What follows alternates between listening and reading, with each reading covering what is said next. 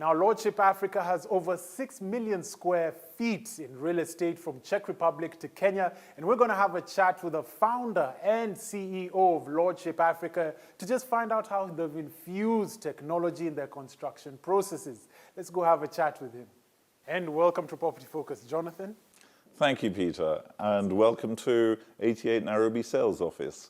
This is the sales office we have for what will be the tallest high-end residential building in Africa. It's going to be 44 floors, and we built this beautiful sales office to give an idea of the quality and the standard that will be in that building. So, welcome here. Thank you, delighted to be here. Great.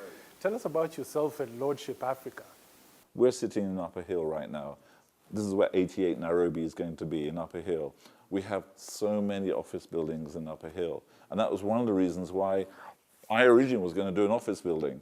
And then I said, hold on, you know, you've got all of these offices up here, you've got all of these people working here, and everyone's traveling 3 to 4 hours a day.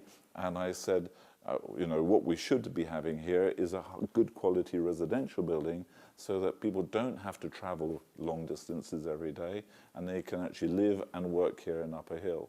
So that's what brought me to the idea to do 88 Nairobi as a high-end residential project.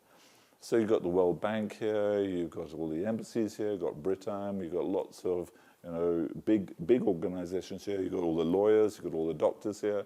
So with roughly 40,000 people working around here, it's a great catchment, and there's no good quality residential. So this is what's made this particular location excellent for our residential building. And as you know, we're not in the very heart of Up Hill, we're just on the edge of it. So it's in a nice sort of residential area.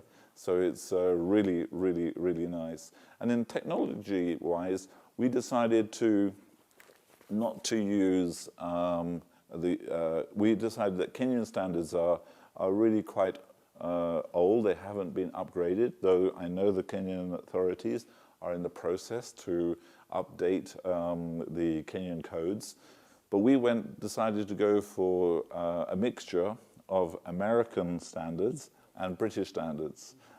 So we have gone for American standards for the structure, because in Europe we don't have earthquakes, but in America they do.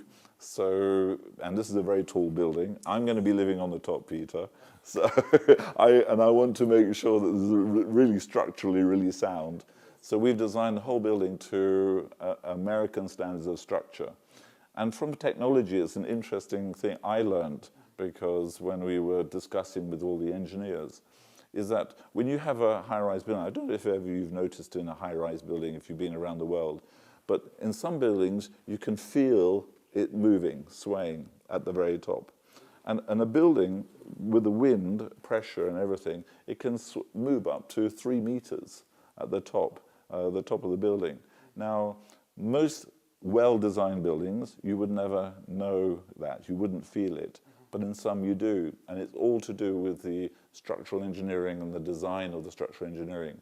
Because what happens is you don't feel it when the wind is pushing it, it's when the wind stops, it bounces back. And that's when you feel it. So the most complicated thing in designing, and this is the technology that we've had to integrate into our building, is that when the wind stops, it slowly comes back. So you don't feel it. Otherwise, you get nausea and you're just thinking, whoa, this is feeling unsafe at the top. But it's quite normal for high-rise buildings like that to actually move. And they're designed to move, they must move. So the technology of American standards has really makes this building super safe and super strong. So that's one of the technologies we've done. Another technology we've used is standard for European standards, but is not here in Kenya. It's more to do with fire. And as you can imagine, in a high-rise building like this, and I'm living at the top, I want to make sure I escape. Most people die in a building in fire because of smoke, not because of the actual fire itself. It's the smoke that suffocates you. And the way in Europe, and we've followed, and we're going to be the first building here in Kenya that really follows these regulations, is that the corridor is pressurized. So you have a plus high pressure in the corridor. So when you open the door of your apartment, then the fire's in your apartment, the pressure is pushing the smoke back into your room. So it keeps the corridor free of smoke. And then when you get to, we have two staircases at either end of the building, so you can have choice of which staircase you can go to. And then to get into that staircase, you go through a fire lobby. So you have to go open one door, it's pressurized, the door closes behind you. Now it contains it before going into the staircase. So then you open the second door and you've gone through the fire lobby into the staircase. And the staircase is also pressurized. So you know that there's very little chance of smoke getting into the escape staircase. So therefore you can escape from the building. And that's the technology and the understanding that is really required for high-rise buildings.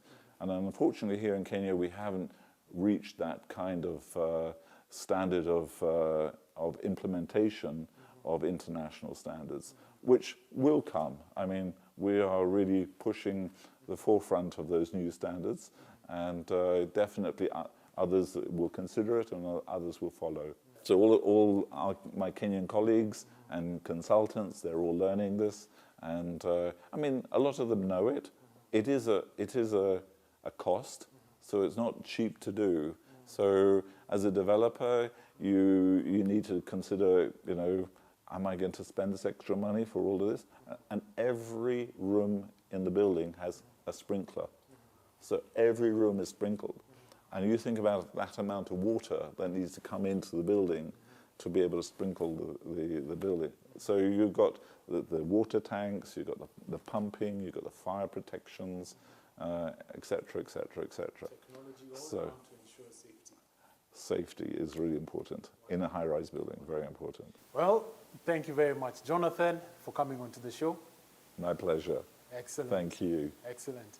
And that was Jonathan telling us about how he's shaping the local Kenyan market, the built environment for that matter, with just technological trends. Now, up next, we've got another built environment technology that I believe, we believe you should know about in just a bit. Stay tuned.